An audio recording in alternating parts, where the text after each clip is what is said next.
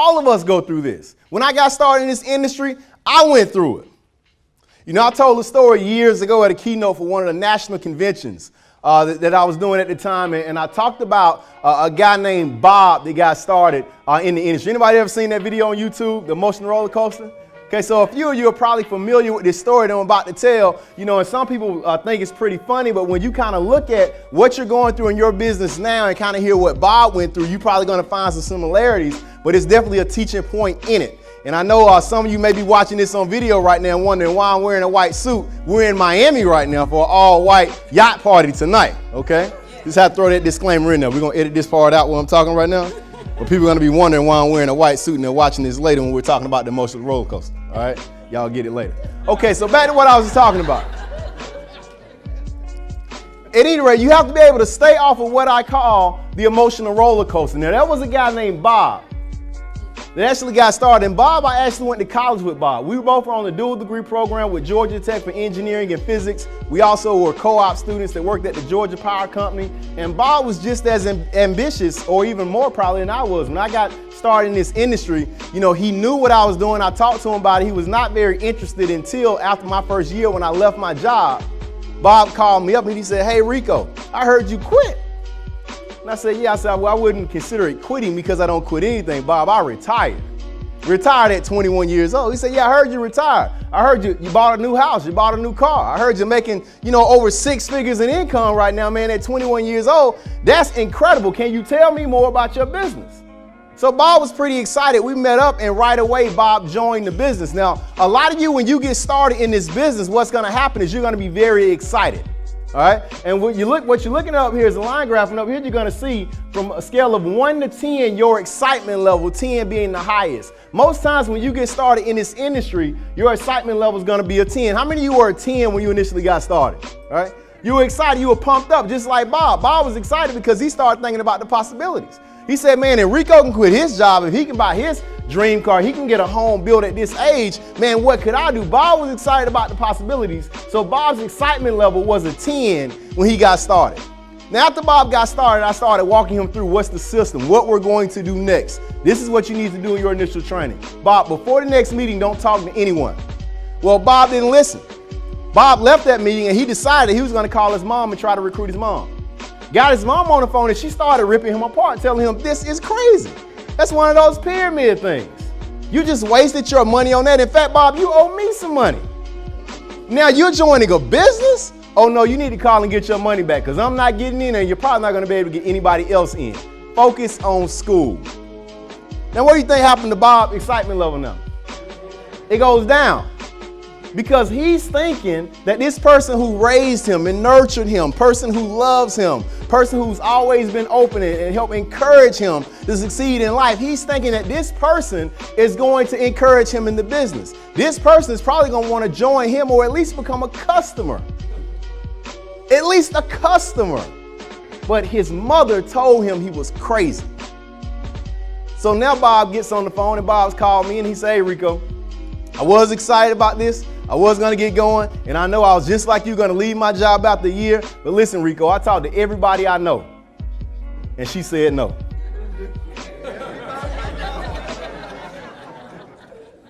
Now I want you to think about that. How many people get involved even when you first got started, and you talk to 1 people, 2 people, or even 3, and they say no. Now you get discouraged like no one wants to do it. A lot of people go through that challenge when they initially get started. So I said, "Bob, you know way more than just one person. And Bob, you didn't even get the training. The information you told her probably was incorrect." Bob, I tell you what, if you're ready to start talking to people right now, get me on the phone with some people. Get me on the phone with people. I'm going to show you how this thing works. In fact, let's set up a conference call this evening and I'll get on the phone and I'll talk to a few people for you. So Bob called about 20 people, but he only got 2 people on the line, 2 out of 20. So now what Bob is understanding, this is a numbers game. See, everybody you talk to in the beginning is not going to want to take a look at it, and everybody take a look at it is not going to want to get started. So Bob was 2 of 20. He got 2 people on the line, 2 ladies, one by the name of Sue and one by the name of Lisa. Sue and Lisa halfway through were excited. They say, "Listen, you ain't got to go any further. We've been looking for something like this." So now all of a sudden, what happens to Bob's excitement level? It's back up. Because he's like, "Man, I got 2 people on the line and they said they want to join." halfway through the presentation. So they say, you know what, Bob? We're going to be at the next meeting. When's the next meeting? And it was Tuesday. So they're going to come out Tuesday night. So Bob is excited now. In fact, Bob gets out his khakis. He presses them, has a little polo shirt, Timberland boots, and he shows up at the Tuesday night meeting with his business cards that he printed fresh off his printer before he left the house. He gets there a little bit early, goes up to the front, and he starts laying those business cards on those chairs right at the front because he wanted his guests to be on the front row. He even invited 20 people himself. So Bob was certain, since he had Sue and since he had Lisa showing up, and they were going to get in, and at least out of 20, he can get a couple of more. He's going to have his first 3, and in that business at that time, 3 made you free. Now, how many of you, when you first got in, that was your focus on getting your 3?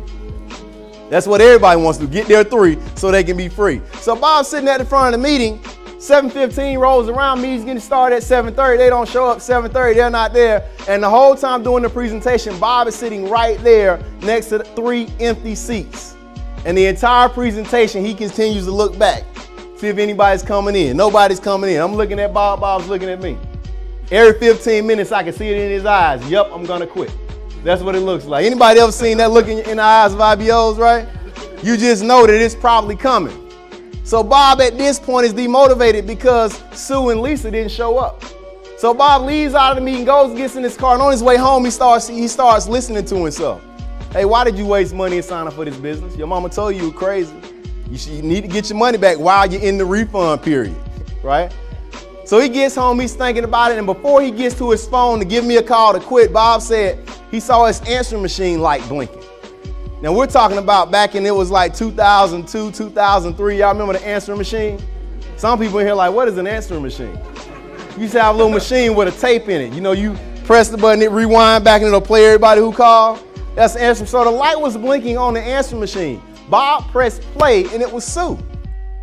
Sue told Bob, hey Bob, listen, I am so sorry. We couldn't make it out to the meeting night. We were on our way, me and Lisa, we were super excited, but I got a flat tire on the highway.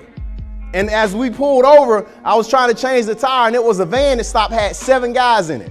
All 7 guys started talking to us about where we were going and we told them about this phenomenal opportunity and they said they want to get in. They said they're pretty excited about what's going on. Now before that, Bob's excitement level had went down, didn't it? Because he had no shows. He was about to quit. Now at this point, they're saying that the next meeting, they not only want to come back to the meeting, but they want to bring those 7 guys who were on the van. And all of them are excited about joining the business. Now what happens to Bob's excitement level? It's going back up. Because now he went from 2 potential people who are joining the business, now to how many people? 9, 7 more. So they're saying that they're going to bring all those people with them on Saturday morning to the training. So at this point, Bob's pretty pumped up. He goes out and he buys a suit. He said, Rico, listen, I'm taking this thing to the next level. Because it only took about 10 people to reach the first promotional level, him starting to make serious money. So he was pretty excited about it. In fact, the same thing, he showed up a little early that morning before the training started because we did a presentation before the training. But guess what? They still weren't there on time when the presentation started. He started out by the back of the door, looking out the door, seeing that they were coming. 15 minutes later, he was out in the hallway. 5 minutes later, he was out in the parking lot. 5 minutes later, he was gone. Right? Because he's like, man, it just happened again. How many of you recruit people and you're talking to folks about the business and they just magically disappear like a UFO picked them up or something? They tell you they're going to be there. They tell you they're excited. They tell you they're going to enroll, but then they just never show again. We all wonder, like, where did they go? Maybe one day we'll find a warehouse and all of them will be in there. The prospects that told you they were going to sign up on Friday, all of them are in one place. We got y'all now, right? So it happened, and then on the way home again, he started to listen to himself. Talk about, hey man, why are you wasting your money? Now his excitement level going where? Right back down. He's thinking about quitting. In fact, he's already made up in his mind what excuse he's going to give me when he gets home to quit the business. And as he enters his apartment, goes into his room to pick up the phone and call me, guess what's blinking? The answering machine. He presses the play button, guess who it is? It's Sue.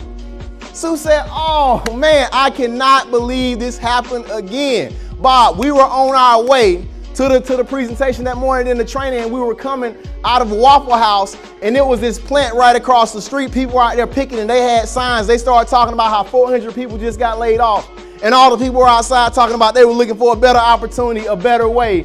And so Lisa got up on the table, and she started telling them about this incredible opportunity. And all 400 people started cheering and said, when's the next meeting, because they won't end. So guess what, Bob? Not only me and Lisa, not only the 7 guys who helped us change our tire, but all these 400 people, they won't end. So when's the next meeting? What happens to Bob's excitement level? Bob like, oh, I'm all the way up. I'm all the way up. That's a popular song right now, right? Or as Shiz would say, we're lit. Word. You heard? There it is. That's what it says. Right? So the bottom line is Bob's super excited because now he's thinking, man, he went from just going to get free or just going to start getting paid a few checks to now he's about to start making a 6-figure income. So Bob calls me up and said, Rico, I'm about to get serious about this. We're about to take this to the next level. See, because since I've been working at Georgia Power, I got some good credit, got some money in the bank. You know, I got some stuff saved up. So guess what? I'm quitting my job. And you want to get it going a little bit before you quit your job, don't you? So that's what I told. I say, Bob, he say, nah, Rico. He say, listen, in order to be able to gain some success, you got to look like success. And not only am I quitting my job, I'm going out and getting me a new car. Bob rode up to the meeting on Tuesday in a Mercedes. So at that point, Bob said, listen, I was thinking we couldn't get all these people here because we don't have enough chairs. So Rico, what I'm doing tomorrow is I'm renting a hotel room down the street with a ballroom so we can get all these people in there. It was only $2,500. I put it on my credit card. Now I'm starting to believe what Bob's mom said early on when he got started. Bob's crazy, right? $2,500 for the room, quit his job, got a Mercedes because Bob's saying, hey, it's time to go to the next level. So I showed up at the meeting the next day. I'm ready to do my thing. Hey, I'm pretty confident. It's his credit card for the $2,500, not mine. So if it doesn't work out, at least it's going to be a learning experience. How many people had learning experiences before? And I have too. You know, I have too. So the bottom line is showed up. We're all excited. And the next thing you know, it's time to get the meeting started. And it's 7:30 and no one's there yet. 7:40, 0 people are there. 7:45, I look over at Bob and it looks like he's about to die. He's over there starting to calculate how much money he's put out, how much money he's not going to make, and it seems like he's not going to make it. But then all of a sudden, his cell phone rings. Gets the phone and looks at it, answers it. Guess who it is? It's Sue. Sue said, Bob, listen, we came to the hotel, but we didn't see you. He said, you're here? Well, how many people are with you? All 400 people and the guys from the van. It's like, man, everybody's super. He said, listen, well, where are you? Just come down and like, tell me where you are. I said, no, but we actually went into a room where they were having a meeting. People were pumped up and they were excited. They started passing out applications at the end. It was only $25 to get started, so all of us got signed up for Quick Start. Now what you think happened to Bob's excitement level?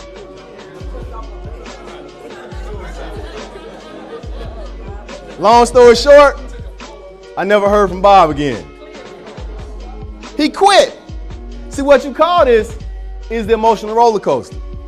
And see, the bottom line is each and every one of us, not only in this business, but in life, go through sometimes that emotional roller coaster. And it's important to understand when you get started, you have to start building your belief level if you want to succeed. You have to start building your belief level if you want to get off of this emotional roller coaster. See, because most people, when they get started, their belief level is low because they really don't know what to believe in yet. That's why you want to get them plugged into the system. That's why you want to get them plugged into different things that's going to help increase that belief level. Because over time, what's going to happen once the belief level rises is going to help them match up, their success level, because then they're going to stay here long enough and not worry about the ups and downs. All of us go through peaks and valleys in our life. All of us going to go through peaks and valleys in our business, but it's about you staying consistent long enough over time to be able to succeed. Does that make sense? All right. So you'll never be able to stay excited about anything above what your belief level is in that something. That's important for you to understand. you're not going to be able to stay excited. So you're going to be riding that emotional roller coaster if you don't start believing in what you're doing. And unlike Bob, instead of listening to yourself, talk to yourself. You got to tell yourself that you're going to succeed. You got to tell yourself that you will start building your business. People will start getting involved. But it's about the training and commitment and connection that you have with your team.